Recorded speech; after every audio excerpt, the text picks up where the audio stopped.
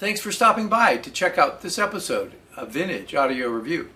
In this episode, I'm going to talk about this Marantz model 4270 Quadraphonic Receiver. Marantz sold the 4270 between 1976 and 1977 at a cost of $700, which would be about $3,500 today. It was rated at 25 watts per channel into 8 ohms, all 4 channels driven at not more than 0.3% THD. If you flip a switch in the back to put it into stereo mode, you could get 70 watts per channel for 2 channels at not more than 0.3% THD, and that's into 8 ohm loads. We'll take a little tour of the front and then the rear of it, and then we'll take off the covers and you can see the top and the bottom, and then of course there'll be measurements, and ultimately I will tell you what I thought from using the Marantz model 4270. Here is a close-up view of the Marantz 4270. Starting on the right, we have our power switch right here. We can control 2 sets of front and rear speakers with the Marantz for a total of 8 speakers. So we have our remote speakers here and our main speakers here. We have our FM muting switch there, our loudness switch here, and we have our high filter switch there. Right here, our headphone jacks. We have connections for front and rear because it is a quad system. This guy right here, of course, is the iconic gyro tuning knob that Marantz is known for in this era. Here's our volume control. We have our treble, mid, and bass controls right there, and they are split up into 2 controls on one shaft. The outer one would be for one channel and the inner one would be for the other channel. We have controls that do the balance between the front and rear and left and right speakers. This right here balances on the rear speakers between left and right, and this guy balances between the front and rear speakers, and this guy balances the left and right for the front speakers. These controls here all deal with the Dolby system, where you can put out a Dolby tone and use it for setting up recording on your FM reel-to-reel or cassette deck back in the day. We have 2 tape monitor circuits which are selected here, and this tells you whether you're going to select the source or the tape monitor. Our Dolby control is right here. Here's our selector. We can go AM, FM, phono, a CD, or a 4-channel input, and then we have our 2 tape inputs there. And this mode switch here, we can do mono. You can set everything so it's mono. We also have a 2-channel mode, and then we have discrete and vari matrix and this SQ decoder. Those are all for the quad channel stuff, and then this dimension control is also for the using the SQ decoder mode. And of course, I don't know how well it's going to come out in the video, but it has this very nice look with the blue on the background. It's just classic, beautiful Marantz styling. I forgot to mention that the 4270 has a couple of meters here, and the first one over here on the right, that's your FM tuning, and you want to have the station selected so that the needle is in the center. And then we have a signal strength meter on this side, tells you obviously the strength of your FM signal. We also have Dolby level setting on it for when you're playing with these Dolby controls there. This obviously is the rear of the 4270, and we'll start off on the left. These guys right here, the main speakers here, and then you have your front and your rear right here, and then your remote speakers front and rear. Now you could run all 8 speakers at once if you wanted, but the combined impedance per channel has to be not less than 4 ohms is what the manual says.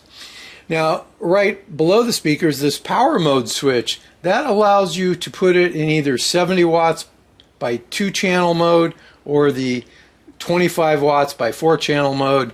For all the testing, once I discovered the switch, for all of my testing, I did it in 70 watts by 2, but I started off not knowing about the switch and ran it in 25 watts by 4.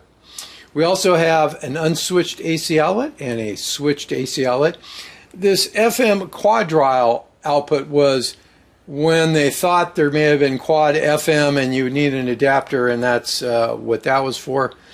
This has a remote control switch right here that could have been plugged in. I'm not sure what all it controlled, but it does have a DIN jack for it. This is our AM antenna rod. I'm going to go ahead and pull that down for the moment. Hopefully you can see in there. We have a muting level that we can adjust, a little pot there for muting level, and then we have a connection for AM and FM antennas there. Let me put that back. We also have pre-out main-in jack, so you could, for this first group here is for the front channel, and then for the rear channel we have another set of pre-in main-out jacks, but since I was just using the front channel, I only have those connected. We also have two different tape monitor loops that are here, and there's a lot of connections because you can add quad devices, 8-tracks, reel-to-reels, or cassettes, whatever they had in that day. We also have, let me move this back down again, I think you can just see it, there's an FM de-emphasis switch, which would be relating to Dolby stations. And we also have the auxiliary input here, so you could just use two channels which would go into the front in my case, and that's how I did all my testing. Or if you had like a quad 8-track or something, you could plug that in here with front and rear connections. Here's our phono grounding lug, and we only have two inputs for the phono. I guess there were quad phonographs, but this is not a device that would have played a quad phonograph. Now we also have two other pots here which they tell you not to adjust, and those have to do with Dolby FM preset levels. So there you have the rear of the Marantz model 4270. Here is the Marantz 4270 with the cover removed, and you can see how nicely the FM and AM tuner sections are laid out and labeled. The Dolby FM noise reduction system is here. The two big filter capacitors are 15,000 microfarad at 50 volt guys. We have our output transistors over here for one channel and for the other channel over here, or channels I guess actually, because if you're doing quad there's going to be 4. And we have our driver boards for the outputs here and over here, and this board right here is for the power supply regulation, and these are our speaker protect relays.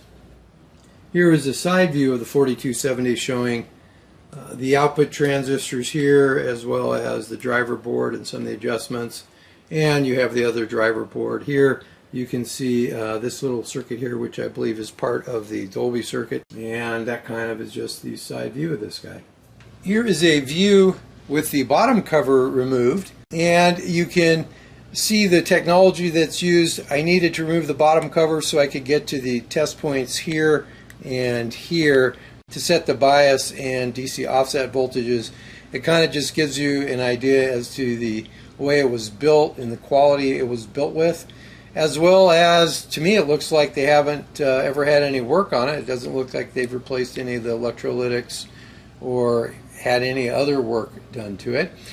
I should point out this little connector right here is where the SQ adapter goes. It slides into that. This actually mounts to the bottom cover, so you have to remove that in order to get the bottom cover off. But that's kind of just the way things fit together on the Marantz 4270. I just wanted to point out where the SQ adapter sits on the bottom cover, and in order to get the bottom cover off you have to remove these 4 thumb screws, and then this guy will slide down and out, and then the rest of the screws can be removed and the bottom plate can be taken off.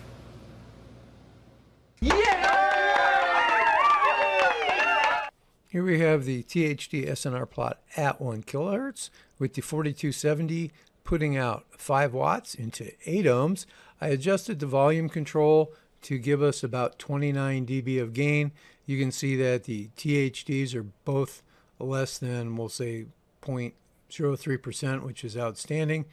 And the SNRs are in the 66 dB range, and the THD plus noises are in the minus 65 dB range. So it's looking real good. I'm going to bring up our harmonics chart. And here we see the harmonics. Now, Here would be our second harmonic or even harmonic, and it's maybe just a little bit larger than the third or odd harmonic. There's not a lot of difference, but there is not a huge difference between the even and odd order harmonics, at least with this Marantz. Here we have the frequency response from 20 hertz to 20 kilohertz of the 4270, putting out 5 watts into 8 ohms, and the specification, at least at 1 watt, is plus or minus 1 dB. So I would say we're plus or minus a half a dB at worst case, probably better on the plus side of things, maybe plus 0.3 of a dB to minus half a dB at 20 kilohertz. So this is also with the balance control adjusted a little bit to allow the channels to be matched, as well as playing with the bass and treble controls to bring up or down the gains as needed to make the response as flat. But the tone controls are not that far off the center positions. Here we have the THD SNR plot at 1 kilohertz, with the 4270 putting out its maximum rated stereo power of 70 watts into 8 ohms. Well, 69 watts for the left channel, but that's close enough. The specification was less than 0.3% THD, and you can see that with our higher THD left channel, it's less than the 0.3% at 70 watts, and the right channel's much better than that. Our SNR is about 6 dB better on the right channel, and we're at least 70 dB for an SNR, and the noise on the left channel is worse. You can kind of see the noisy harmonics. Let me just show you what the right looks like by itself. So the right doesn't have as many little harmonics going on with it. And anyway, it's looking pretty good to be able to meet its specification of power and THD after all these years. Is very commendable. This graph shows the THD versus frequency for a couple different output power levels, and that's into 8 ohms for the 4270 operating with just the 2 front speakers selected. And the specification was less than 0.3%, which would be a line below here. So we are meeting the 0.3% THD across the frequency band, and overall this looks pretty darn good, especially when you consider that it's all original. What we are looking at is the noise level of the 4270's auxiliary input, with the inputs actually shorted. When you look at it, our largest contribution in noise would be the power supply hum, which is this guy right here at minus 60 dBV, and this guy right here and this guy right here are also related to the power supply filtering. Other than that, it's not too bad, anywhere from minus 70 dB on down to minus 90 dB or better. So I'm guessing this probably will be heard depending on the speakers that I hook it up to. It won't be very loud, but I'm guessing there's just a wee bit of little hum that one will hear. This plot shows the multi-tone test results for the 4270, and it's showing a distortion-free range of between 10 to 12 bits. This is a plot showing the crosstalk of the 4270 looking into 8 ohm loads, and the channel that has the signal applied to it is such that we are getting 5 watts into 8 ohms, and the unused signal would be then terminated into a short. And we're seeing anywhere from around, we'll say 43 dB at the low end of the frequency spectrum for the left to right crosstalk, which would mean a signal is applied to the left channel and we're measuring what's coming out at the right channel. We've got maybe 37 dB worst case crosstalk, and for the case where we have a signal applied to the right channel and the left channel is terminated at the high end of the band, we've got 48 dB of crosstalk. There is no specification for crosstalk. This is kind of just to see how it does. This plot shows the effect of putting on the loudness or the high filter. The loudness is this guy over here in the red, and our high filter is the one in the green, and the one in the center is what it looks like flat. Here we have the THD SNR response at 1 kilohertz for the Marantz 4270. I'm using the auxiliary input, and we are looking at the front preamp output. We've got 2 volts going in and 2 volts going out, so about 0 dB gain. And you can see our THDs are, let's see, worst case, we'll call it 0.02% for the left and 0.001% for the right channel. There is a big difference between the channels and the SNRs. We're approaching 88 dB for the right channel and 72 dB for the left channel. I'm not sure what the difference is going on between the 2 channels, but this is what it is. Also, you can note, let me get rid of the right channel here. Just if you look at the left channel, right here we have a 60 hertz power supply hum, and that's at about minus 72 dB down from our reference point. This plot shows the frequency response from the auxiliary input to the front preamplifier output. Now, there are no specifications for the preamplifier stage of the 4270. I would call this maybe a plus 0.7 dB to a minus 0.1 dB frequency response, and actually it's pretty good overall. Now, I have the tone control set flat. If I go ahead and tweak the bass control a little bit and maybe the high-end control, I might be able to flatten this out. So let's see what happens. So I'm taking away some bass.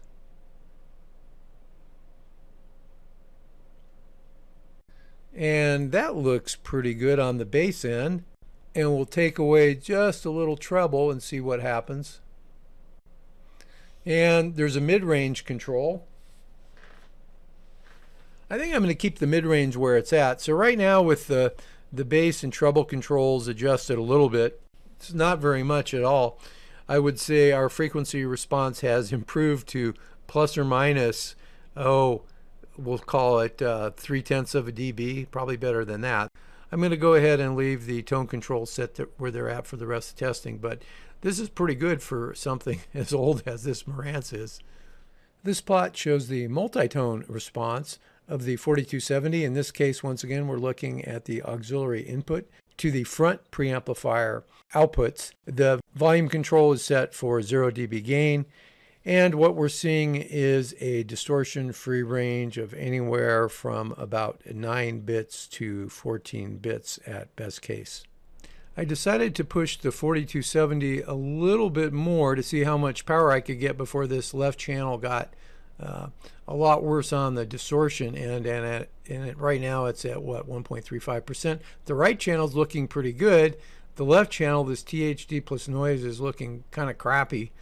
For the left channel, right channel still fine, and the SNR for the right channel is doing pretty good, but the SNR for the left channel is much worse. So there's something going on with the left channel, and like I said, this amplifier is from the mid 70s, so it's all original, so I don't expect miracles, but this thing's doing really, really good. It's putting out, we'll call it 80 watts for the left channel, and the right channel's at 82 watts, and it's still going strong. If I go ahead and remove the left channel, you can see that the right channel is still going pretty good, and we could probably bump up the power a little bit more on it. Here is a chart showing the harmonics with the maximum power coming out of the 4270, and it's a little different from the harmonics when it had 5 watts going into 8 ohms.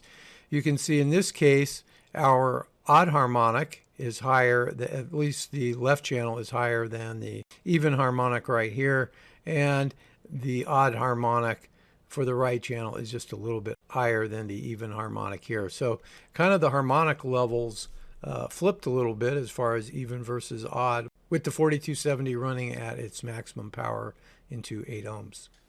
For my listening test, I paired the 4270 with my Wilson Watt 3 Puppy 2 loudspeakers and played a variety of music with it, and I thought it did a great job. I could not complain about anything. I do prefer having the loudness switched in. I like that extra bass. I was able to easily hit SPLs in the mid 90s with this thing putting out maybe 20 watts per channel peaks, and it never really got hot, just a little warm at the top. I thought just everything sounded good on it. Now it does have a little bit of, I wouldn't call it an issue, but when you first turn it on, you can hear some of this like popcorn hiss. It's a bit louder than what you would normally hear with your ears right next to the speaker. This you actually could hear in my listening position. It wasn't really annoying, it was just kind of there. It got better as it warmed up a bit. Now when I did power down the unit, you got a normal, or maybe it's not always normal, there was a little thump. Kind of a thing coming through the speakers. Wasn't real bad, but it did have a little thump. I mean, this thing is what, 47 years old, all original. I think it's I'd say it's doing really pretty good. Other than that, those two little quirks, the AM and FM tuners worked well. The dials were accurate as far as where they indicated it was in relation to the station that you tuned. I didn't use the phonograph section of it, but the phonograph did test really well. Now, as far as I can tell, this is all original. The pots in it were not noisy. The pots and switches were not noisy. I don't know if they had been cleaned in the past, but everything worked like it was new, other than the little pops and the clicks when you turn it on and off.